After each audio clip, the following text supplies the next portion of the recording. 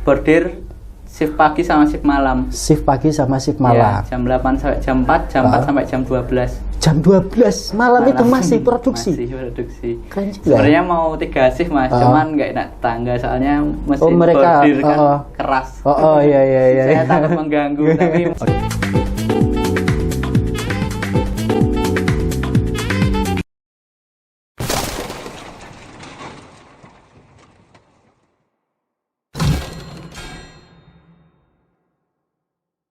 Assalamualaikum warahmatullahi wabarakatuh. Alhamdulillah akhirnya OTT bisa menyapa kembali teman-teman para pemerhati Fakultas Hukum Universitas Samadangan dengan tajuk yang hari ini kita menghadirkan salah satu alumni Fakultas Hukum yang luar biasa. Siapa dia? Nanti dulu. Oke, terima kasih sudah join dan sudah stay tune juga di OTT yang selalu menemani teman-teman semua. Hari ini OTT kita kedatangan tamu yang sudah saya sampaikan tadi di awal, yaitu dengan Mas Jufrizal ya. Nah, Mas Jufrizal ini alumni Fakultas Hukum Universitas Samadangan begitu ya. Dan juga beliau adalah owner dari Brick Apparel gitu. Brick Apparel apa itu? Nah, kita kulik aja. 30 menit pantengin terus di OTT. Oke. Bagaimana kabarnya, Mas? Alhamdulillah. Alhamdulillah baik. Ini dari rumah atau dari mana ini tadi? Tadi habis belanja, Mas. Oh, habis belanja untuk kebutuhan. Iya. Oke. Nah, Brick Apparel itu adalah bisnis di bidang konveksi ya? Konveksi ya, betul ya. Dari kapan, Mas? Sejak 2016. 2016 sampai 2023 ini ya? Ini. Nah, beliau ini adalah ownernya, ya. Nanti kalau misalkan teman-teman mau menghubungi atau keperluan apa, bisa langsung hubungi ke Mas Jufrizal ya. Mas, itu kan 2016 ya pertama kali. Boleh dong dibagi dengan kami ini. Waktu itu kenapa bisa punya ide kayak gitu, itu kenapa? Itu 2016 itu kan saya masih SMA ya, Mas ya. Dari SMA ini ya, bisnis SMA waktu itu ya. Waktu SMA. Jadi waktu itu kan saya sering jadi koordinir untuk bikin kaos. Teman-teman kelas biasanya yang kayak gitu ya. Teman, yuk kita buat kaos nih kan kayak gitu aja. Dengan waktu itu dipercaya untuk menjadi koordinatornya. Dipercaya. Oke. Tapi waktu itu kan cuman saya dilempar ke istilahnya ke konveksi lain. Ceritanya gitu. Saya lempar terus ada pesanan dari ya saya promosiin ke kelas-kelas lain juga, bikin terus wah ini kalau lumayan nih kalau saya kerjain sendiri terus gitu ya. Awal dari itu jadi kepikiran wah kalau dikerjain sendiri hasilnya lumayan. Melihat peluang itu ya, kayaknya menjanjikan ini kalau kita organir satu kelas segini kan kayak gitu. Apalagi kalau 3 kelas misalkan taruhlah kan kayak gitu. Akhirnya waktu itu punya rencana untuk mengembangkan keinginan itu kan kayak gitu ya. Terus itu kan saya ikut organisasi juga di SMA. Terus ya itu ada pesanan dari organisasi juga itu. Oke. Terus akhirnya saya meminta sama orang tua saya untuk dicariin alat-alat lah. Alat-alat produksi. Tapi masih yang sederhana. Yang waktu itu sederhana ya. Dan ceritanya gini, Mas. Itu kan dulu saya kan belum punya ilmunya. Sama sekali nggak punya ilmu, hanya pengen aja ya. Cuma pengen aja. Terus kebetulan ada teman kakak saya yang punya konveksi juga. Saya minta untuk diajarin. Terus alatnya apa aja nih yang dibeli. Terus habis itu kan masih SMA ya, Mas ya, nggak mungkin fokus ke situ juga. Betul. Terus akhirnya diajarin. Setelah itu kalau dapat pesanan join, istilahnya sama temen kakak itu join. Jadi istilahnya kan pulang sekolah sore siang itu nanti siangnya setelah pulang beli kain, aku belanja terus ya dikerjain dulu produksi saya di Kota Gede, Mas. Produksi saya pertama kali? Iya, sama temennya kakak itu. Jadi istilahnya join lah dulu. Jadi ada alat-alat yang mungkin saya beli, jadi nggak mungkin saya kerjain sendiri dulu karena belum sekolah. Betul. Jadi pertama kali itu memang basic untuk apa ya? Bekal dari sekolahan misalkan. Jenengan kan bukan dari SMK toh? Bukan, saya murni SMA ya. SMA. Nah itu hanya saja tadi itu koordinator tadi ya. Koordinator kayaknya ini peluang ini bagus ya dengan kayak gitu. Nah setelah itu jenengan minta apa ya, bantuan lah, minta pengalaman dari teman kakaknya itu, dan didukung oleh keluarga. Dan sampai sekarang ini 2023 Mas. Begini, jenengan kan nggak punya basic nih, tiba-tiba pengen kan kayak gitu ya. Waktu itu apa yang jenengan pikirkan kan kayak gitu. Jadi ini kan gini, jenengan itu kan modal nekat kan ya. Iya kan, nekat banget loh itu. Waktu itu ya udahlah kita jalani yang namanya rezeki atau gimana kan kayak gitu. Dulu uang saku saya kan istilahnya ya masih dikit lah kalau menurut saya. Terus mau beli kayak apa, mau sepatu atau minta itu kan selalu canggung lah sama orang tua ya, betul. Ya dari hasil jual itu tadi saya bisa beli sepatu, bisa beli apa yang saya inginkan, kebutuhan pribadi lah ya, yang mengurangi beban lah ya, membantu orang tua lah kan kayak gitu. Orang tua itu sebenarnya intinya. Orang tua gimana waktu itu tanggapannya pertama kali, bener nih kamu mau mengembangkan di bidang usaha ini kayak gitu? Yang nge-support aja Mas. Oh gitu. Jadi ya ikut seneng lah kalau mungkin putranya mandiri gitu. Kan kayak gitu. Apalagi waktu itu SMA ya Mas. SMA itu suka-sukanya kebut-kebutan motor kayak gitu loh Mas. Suka-sukanya main kayak gitu. Tapi jenengan nekat untuk mandiri di waktu masih SMA kan kayak gitu. Waktu itu ada nggak yang membantu selain kakak, temannya kakak kan kayak gitu? Enggak. Cukup sendiri pribadi aja mengerjakan tanpa ada yang misalkan kayak taruhlah karyawan atau apa kayak gitu. Jadi di situ ada karyawannya Mas. Waktu itu langsung punya karyawan di sana kan join ya istilahnya. Di tempatnya temannya itu ya. Iya, temannya itu kan udah ada alat jahit, jadi lengkap Mas. Gitu. Jadi mungkin saya lebih nge-support kayak alat-alat lainnya lah. Yang tidak ada di sana. Ya, terus istilahnya ya tak bantu, tak tambahin lah istilahnya gitu. Terus kalau yang sekarang sudah sendiri? Nah itu ada ceritanya lagi Mas. Gimana ini ceritanya, kita dengarkan gitu. Pandemi kan kemarin. Waktu pandemi. Pada akhirnya temennya kakak saya itu mau mensudahi. Udahlah aja gitu. Bisnis ini sudah kan kayak gitu. Terus itu kan saya masih kuliah ya Mas. Dan kuliah pun kan masih kelabakan, mikir tiap hari kuliah. Betul. Terus masa ini aku mau kerjain sendiri nih. Terus mau berani nekatnya karena mungkin online ya Mas kemarin. Online, terus ya udahlah alat-alat yang asetnya dari temennya kakak itu saya beli semua. What? Serius? Ya, itu alat yang buat sablon gitu. Terus yang jahit-jahitnya ada yang dijual. Terus ya gitu. Mungkin yang pekerjaannya diistirahatkan.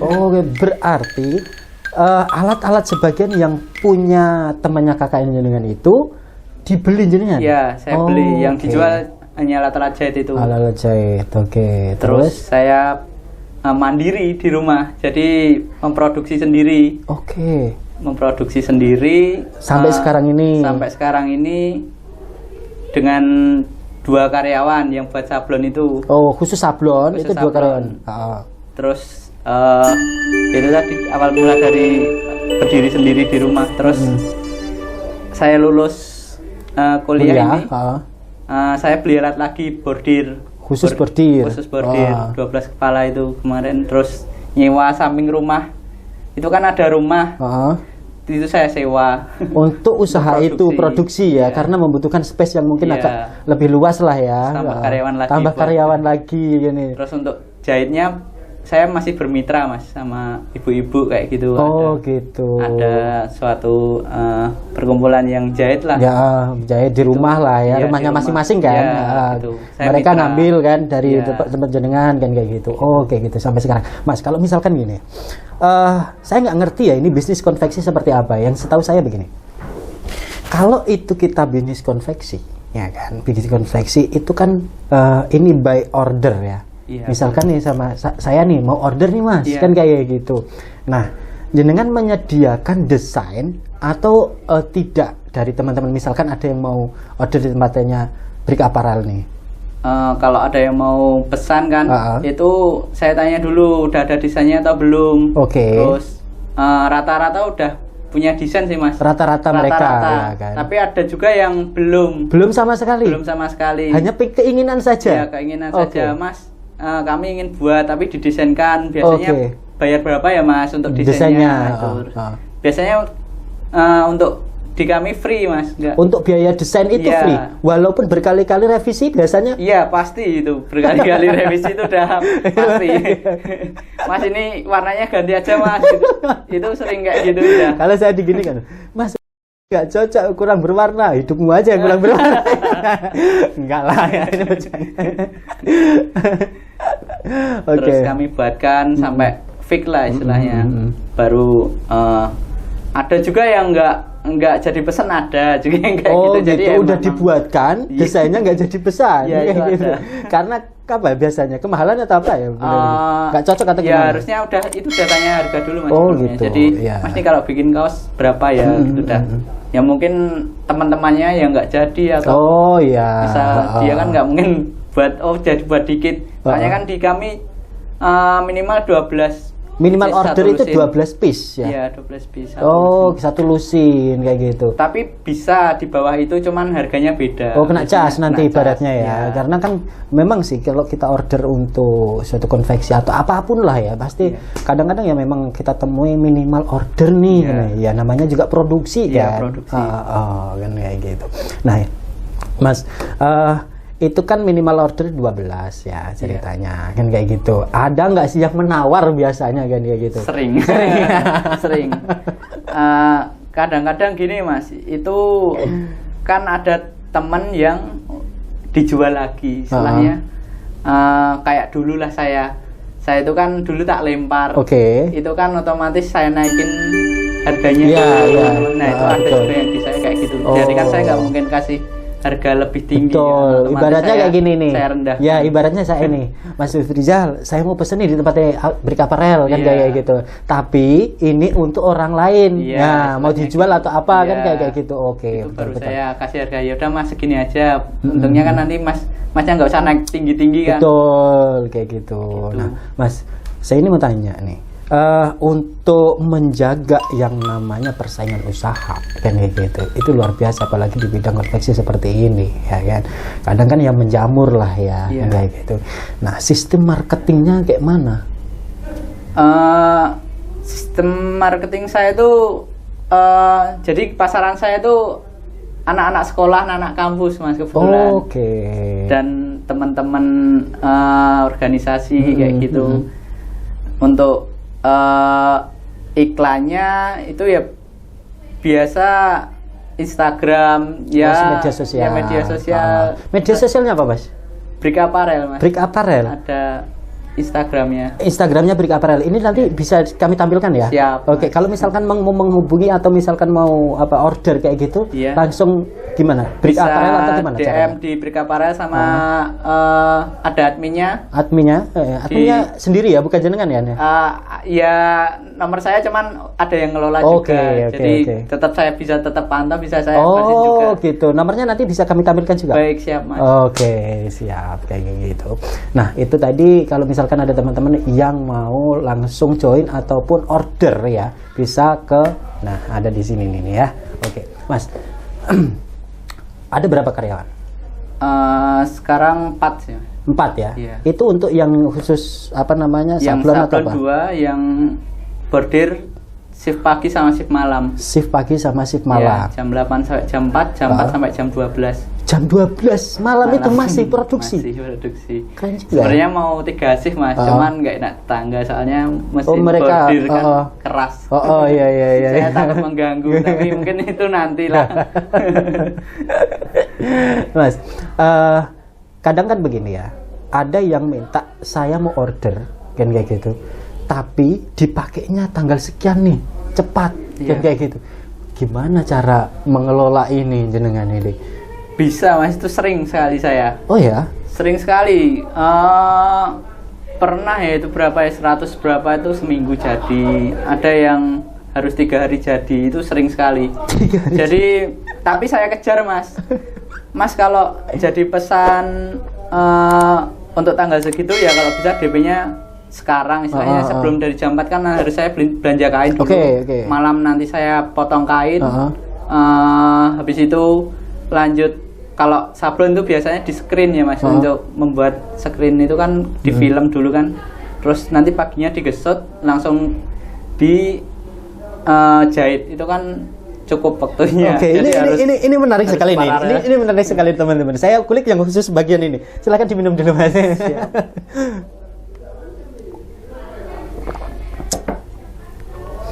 Oke.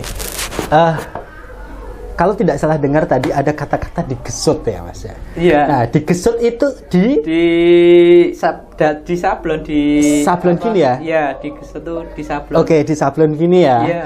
Nanti boleh lah dikepoin digesot itu seperti apa. Gini, kadang itu gini ya, kita tidak tahu ya kualitas ini saya tanya sama orang produksinya langsung ini, kualitas yang baik untuk sablon kan kayak gitu. Itu ada printing, ada kayak yang tadi kaitannya digesot itu. Nah, bedanya apa Mas? Kalau yang digesot itu tuh ada tipe sablonnya Mas. Oh, ada tipe. Namanya plastisol, ada rubber, sebenarnya ada banyak sekali. Oh, ada jenis sablon. Ada cuman yang saya pakai itu plastisol sama rubber itu tadi. Terus untuk printing tuh beda lagi Mas. Printing beda lagi ada malah? Mesinnya sendiri. Oh, mesin printing sablon. Ada mesinnya sendiri. Oke. Itu lumayan harganya 100 ke atas, 300 ke atas. Kalau tapi jenengan nggak saya manual. Beda ya. Kalau di saya kan sablon manual. Sablon manual yang didorong itu. Plastisol. Iya. Sekarang ada lagi DTF itu Mas, yang cuma ditempel terus di press itu kan ngelotok itu kan. Ini. Kalau misalkan dulu saya masih menggunakan yang tradisional sekali, disetrika. Nah, itu sebenarnya sekarang kayak gitu Mas, modelnya ada. Iya, cuman lebih bagus lah ya mungkin itu kualitasnya. Gitu. Itu ada yang kayak gitu. Terus ya itu yang punya saya hanya di sablon manual ya, kan kayak gitu. Lebih susah atau lebih gimana Mas? Sebenarnya kualitasnya tuh lebih itu beda Mas, beda tipe istilahnya. Kalau printing sama sablon manual itu beda tipe, jadi ada plus minusnya masing-masing. Oke. Kalau yang ini yang kayak jenengan itu yang manual plastisol itu kelebihannya apa? Yang di saya itu kan ada rubber sama plastisol. Kalau yang plastisol itu kan itu dari bahan dasar minyak. Jadi gitu. dikeringinnya harus pakai hot gun, harus panas gitu loh Mas. Bener-bener kering, panasnya kayak gitu. Kalau yang rubber tuh bahan dasarnya dari air, jadi nggak usah dikeringin pun, didiemin itu udah kering sendiri. Gitu. Cuman sekarang pasarannya banyak di plastisol Mas. Lebih banyak suka. Konsumen pengennya yang plastisol. Apa alasannya? Mungkin lebih awet ya, awet gitu. Atau tidak pecah misalkan. Kalau sebenarnya itu pecah apa enggak tuh tergantung pemakaian juga sih. Kalau sering dipakai, sering kena panas, cuci itu kan tetap ya pecah namanya. Betul. Apalagi kalau disetrika gitu ya. Apalagi disetrika langsung rusak itu sablon.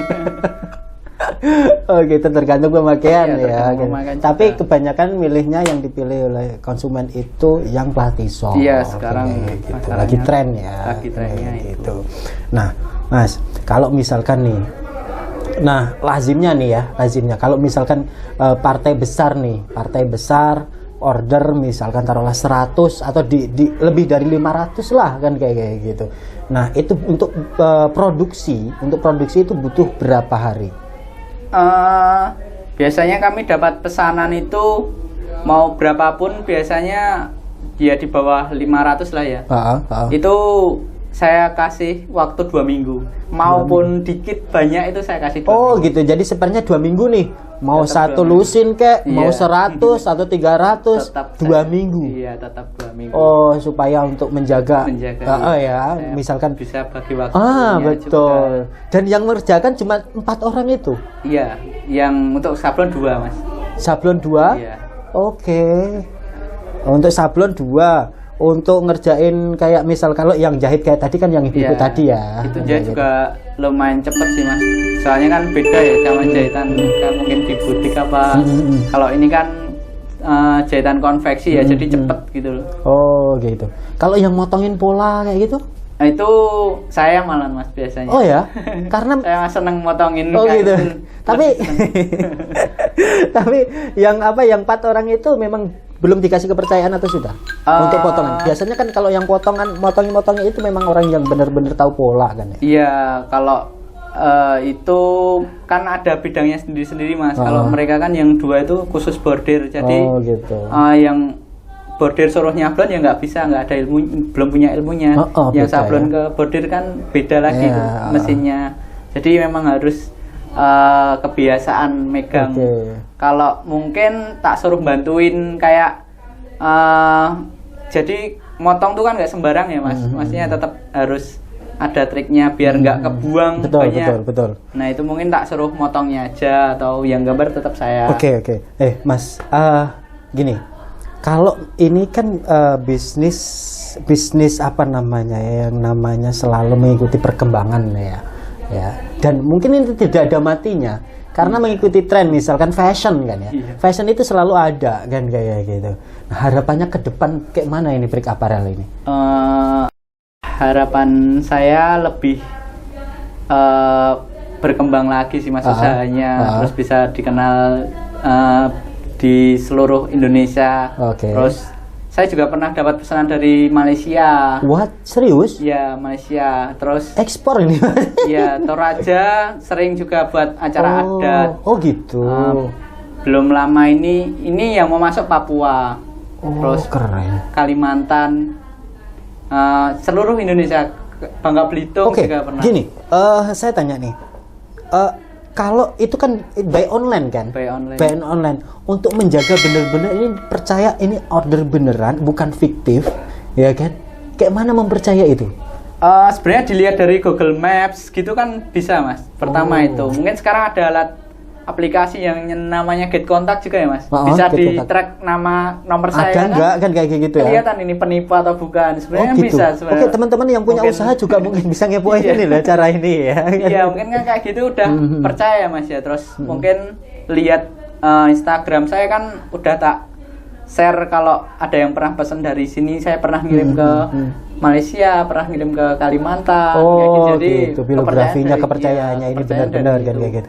Tapi kalau misalkan by order kayak gitu, order. Saya order nih kan kayak gitu kan.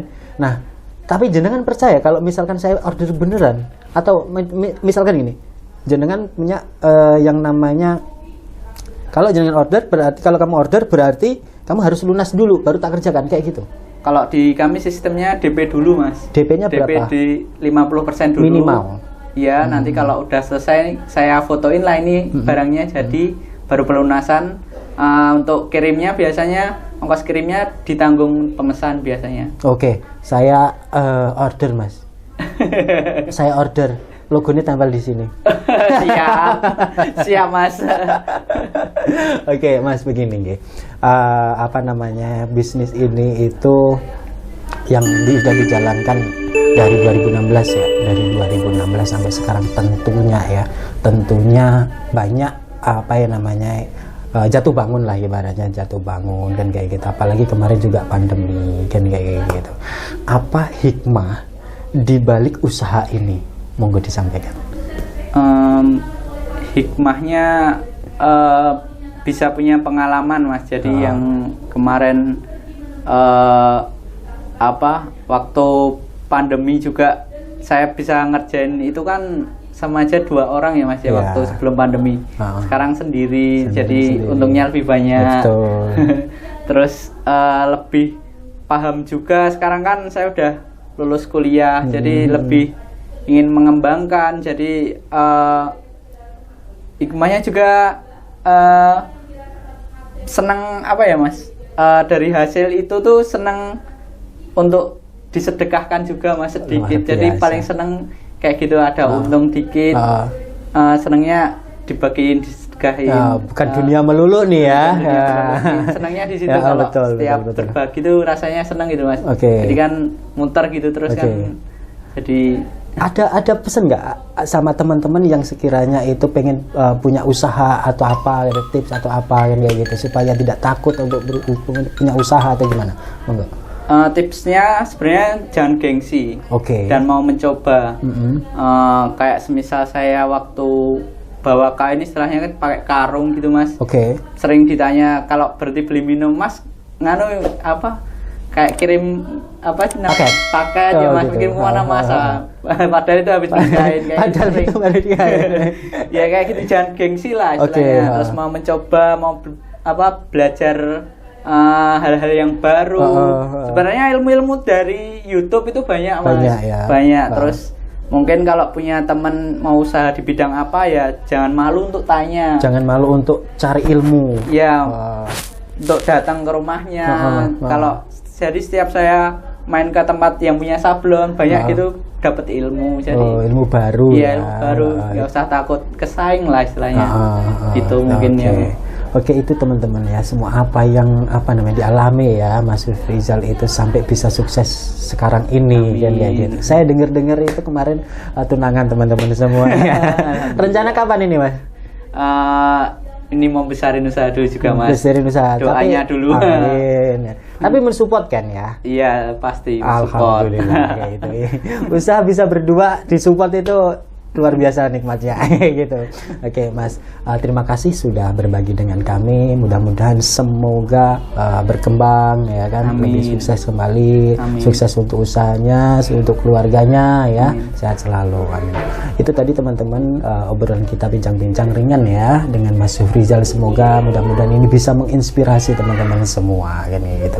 Jangan takut untuk berusaha dan jangan takut untuk mencari ilmu tadi itu ya. Untuk sukses ke depannya. Matur suwun Mas Rizal. Terima kasih Mas. Terima kasih juga kepada semua sponsor yang sudah mendukung acara program OTT ini. Kita kembali di jam dan tayang yang sama untuk pekan depan. Akhir kata dari saya, Assalamualaikum warahmatullahi wabarakatuh. Salam OTT.